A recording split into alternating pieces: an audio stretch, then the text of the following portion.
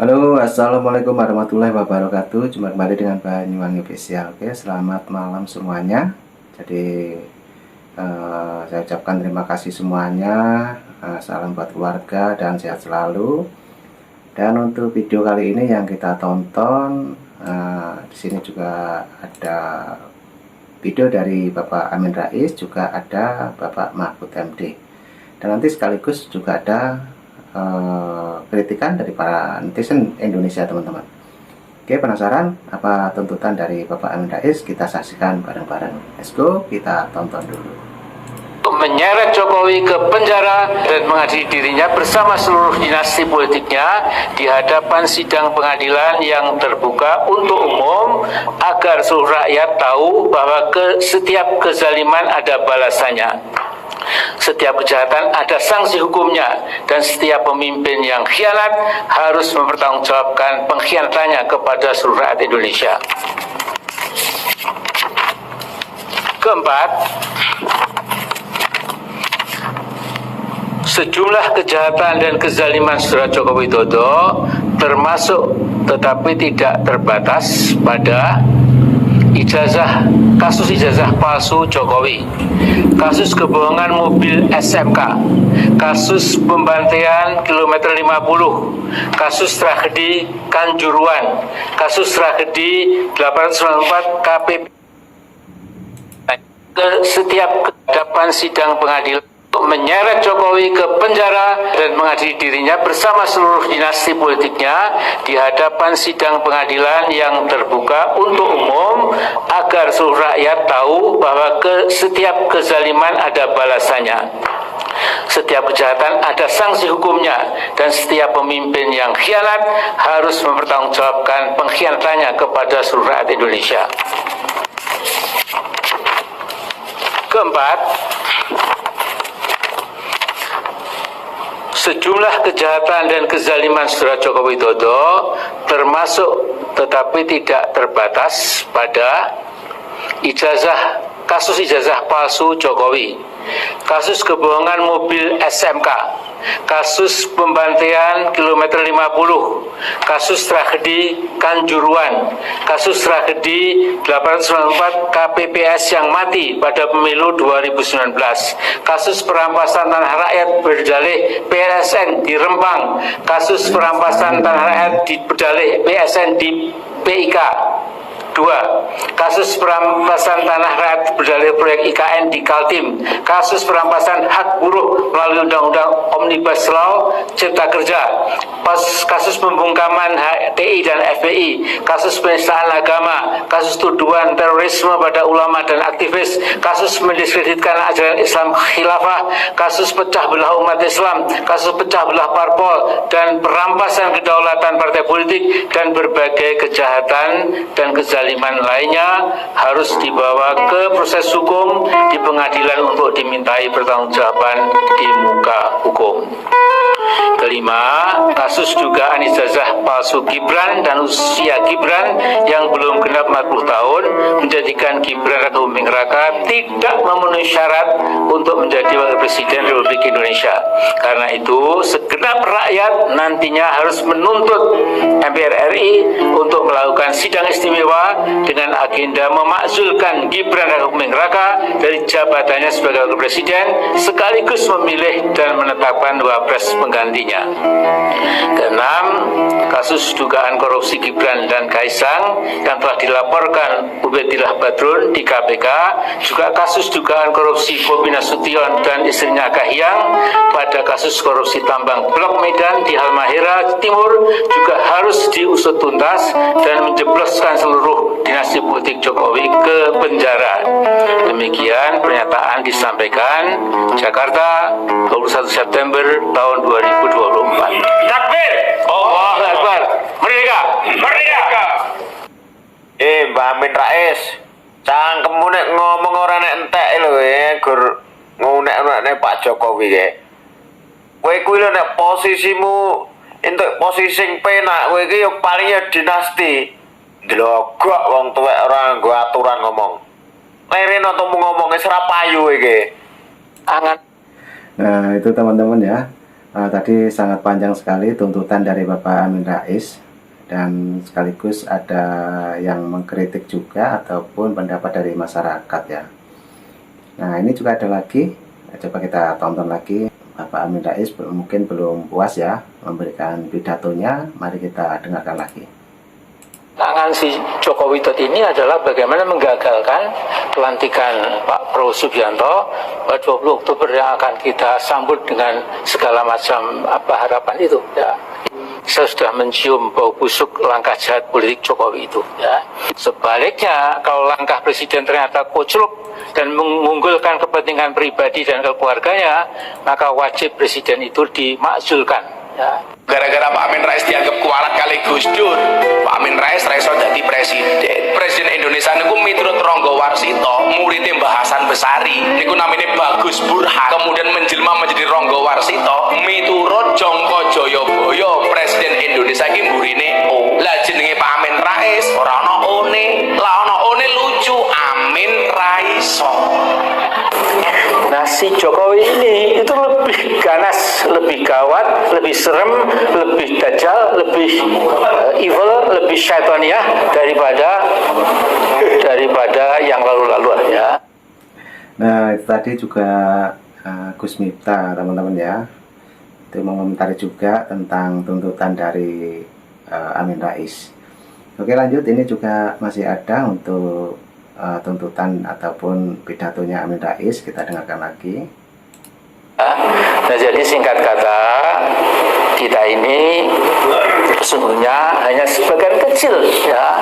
Nah kita tahu berbagai kelompok intelektual yang Islam, yang juga nasionalis, kemudian di berbagai kampus itu sekarang saya kira sudah sekata. Jadi frekuensi gelombangnya sudah sama. It is about time ya to create a massive and forceful power ya, untuk kalau dia sampai 20 Oktober masih bisa, syukur sebelum itu bisa lengser ya. Tapi setelah itu memang harus diseret ke penjara. Karena manusia toksik ini menyebarkan racun kemana-mana ya. Kalau dibiarkan bebas itu luar biasa ya. Di sini saya berbeda dengan beberapa teman ya. Orang mungkin nggak suka sama Prabowo karena ini dan itu ya.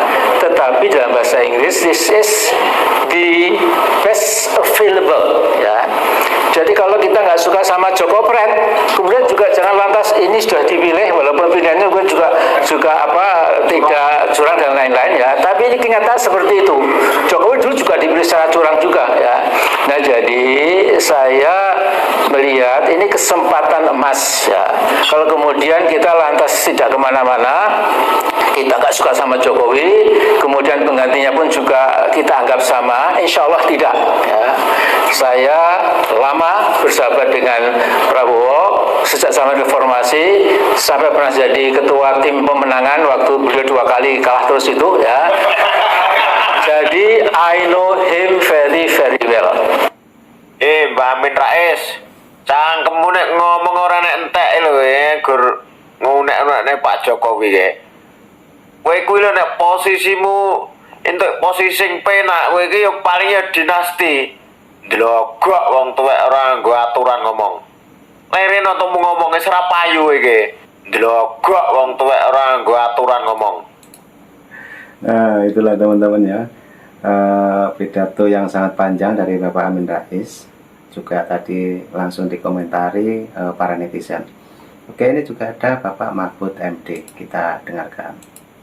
Apa dosa Pak Jokowi sehingga seakan-akan dia presiden yang paling sering dihujat bahkan sampai di akhir periodenya, Pak? Ya saya tetap dengan segala hormat Pak Jokowi itu presiden pilihan rakyat yang sudah banyak berprestasi ya bagi bangsa ini. Pak Mahfud mengakui itu ya? Saya mengakui berkali-kali. Dan itu terlihat dalam tapi dia itu berlebihan. Dari berlebihan membangun kekuasaannya itu sehingga dia seakan-akan raja gitu loh. Setiap omongannya itu lalu dipaksakan seakan-akan benar. Setiap pikirannya meskipun spontan dan dianggap sebagai itu program negara. Padahal banyak hal-hal yang tidak benar. Di samping tentu saja benar, namanya dia presiden harus sudah diberi modal yang besar untuk berlaku yang baik kan, semua diberikan kepada dia. Tetapi kalau sampai berlebih-lebihan sampai ke keluarga gitu ya, makanya rakyat menjadi ya kalau muak gitu mungkin terlalu ini ya mual. Orang kayak gini harus dilawan kayak gini juga katanya. Nabi seorang gila kamu lawannya dengan cara waras. Orang gila lawan dengan gila juga. Itulah tempo saya naikkan. Kita tentu tidak boleh menghilangkan jasa Pak Jokowi yang dulu di awal dibangun bersama-sama. Pusatnya itu sejak tahun 2022. Sejak tahun 2022 itu kemudian yang dirusak demokrasi. Nah kalau demokrasi dirusak, konstitusi dirusak, menurut saya ya, tidak ada artinya semua itu akhirnya. Nah tapi ini lama-lama makin merusak ini, ya kan? Sekarang Gibran kan gitu kan. Secara politik orang tahu bahwa itu Pak Jokowi yang mau, yang bicara orang lain, yang bawa ke pengadilan orang lain gitu. Nah meminjam istilahnya si Deddy Sitorus, orang kayak gini harus dilawan kayak gini juga katanya. Nabi seorang gila kamu lawannya dengan cara waras. Orang gila lawan dengan gila juga. Itulah tempo saya naikkan. Nah itu teman-teman, Bapak Mahfud MD juga berkomentar di video ini. Coba kita dengarkan tanggapan dari para netizen. Jujur saya sebetulnya kasihan banget ya sama Mahfud MD. Orang ini benar-benar sedang penasaran tingkat tinggi. Dia mungkin berpikir, kenapa ya saya jadi begini? Saya yakin dia sendiri bingung dengan perubahan yang drastis dalam dirinya. Dan perubahan itu sebetulnya semacam sedang menegaskan tentang siapa sesungguhnya dirinya yang berpura-pura hampir 5 tahun bersama-sama dengan Jokowi, memuji dan membela Jokowi setinggi langit. Orang tidak mungkin akan mempercayai narasi-narasi dari Mahfud MD yang menyudutkan Jokowi sekarang ini, ya. Kecuali ada satu perubahan yang radikal yang dikendalikan oleh satu kekuatan. Dan kekuatan itu bukanlah kekuatan dari luar, tetapi kekuatan penasaran dari dirinya sendiri. Kekuatan yang sedang mengendalikan dia, yaitu dirinya sendiri yang penasaran. Sehingga mengucapkan kata-kata yang membuat orang tidak lagi menghargai apa yang disebut dengan track record integritas beliau, ya, saya masih sebut beliau. Selama ini yang kita ketahui mulai dari zaman Gus Dur, kemudian dia jadi ketua MK, bahkan bersama-sama dengan Jokowi, ya. Terus terang saya sebetulnya bangga sekali dengan Mahfud MD. Tapi ternyata keropos. Ini satu awasan ya bagi seluruh rakyat Indonesia. Hati-hati ya. Berintegritas itu bukan hanya pada batas waktu tertentu atau bahkan waktu yang panjang. Tapi integritas itu harus dibuktikan sampai mati. Nah ini baru orang yang disebut patut jadi teladan. Ya, Jokowi sudah banyak dibela. Dan atau ya Mahfud berdiri untuk membela Jokowi dari kritikan-kritikan orang-orang yang tidak berdasar, yang berdasarkan kebencian, ya sekarang terlihat justru Mahfud yang memiliki kebencian yang luar biasa kepada Jokowi. Aneh banget, ya, tidak tahu malu. Kasihan ya seperti ini. Bagaimana jadinya bangsa ini kalau ada 10 orang yang dikenal track recordnya begitu bagus sekali kemudian berubah seperti Mahfud MD. Kasihan banget ya. Saya juga sebetulnya masih tanda tanya besar. Kok kenapa orang ini berubah begitu drastis? Ada kekuatan dari luar yang mungkin saja, tetapi saya lebih percaya adalah kekuatan kebencian yang ada di dalam diri eh, beliau karena tidak lolos Pilpres menjadi cawapresnya dari 16%. Sayang sekali ya, sekali lagi sayang sekali. Oke, semoga Pak Mahfud dalam waktu-waktu dekat itu berbalik lagi kepada menanggalkan kebencian tapi berpolitik secara cerdas dan santun, beretika. Apa yang dipertontonkan hari ini tentang dalam narasi-narasi mengkritik pemerintahan yang tidak beretika, justru dia sedang memperlihatkan dirinya tidak beretika ya. Orang yang koar-koar mengkritik etika tanpa sadar dia juga sedang memperlihatkan dirinya tidak beretika. Oh, sayang sekali ya. Oke, Pak Mahfud, bagaimanapun juga Anda adalah anak bangsa yang ya nggak bisa dianggap sepele sebetulnya ya, tapi belakangan ini memalukan. Oke, saya kira itu aja ya. Moga Pak Mahfud kembali kepada apa yang sepatutnya. Oke, terima kasih. Terima kasih kembali. Nah, oke teman-teman, itulah saran para netizen kita. Juga tadi ada Bapak Amin Rais yang langsung dihujat oleh netizen Indonesia. Juga baru saja Bapak Mahfud MD, bahkan tadi juga ada Gus Miftah ya, memberikan pengertiannya juga ataupun mengenai Bapak Presiden kita yang harus pakai huruf O yang di belakang. Oke teman-teman, cukup itu dulu yang kita tonton. Juga terima kasih yang sudah menonton dari awal sampai akhir. Tetap tunggu di Banyuwangi Official untuk video yang terbaru. Dan terima kasih juga untuk semuanya. Selamat malam, salam buat keluarga, dan saya ucapkan assalamualaikum warahmatullahi wabarakatuh. Sampai jumpa. Terima kasih.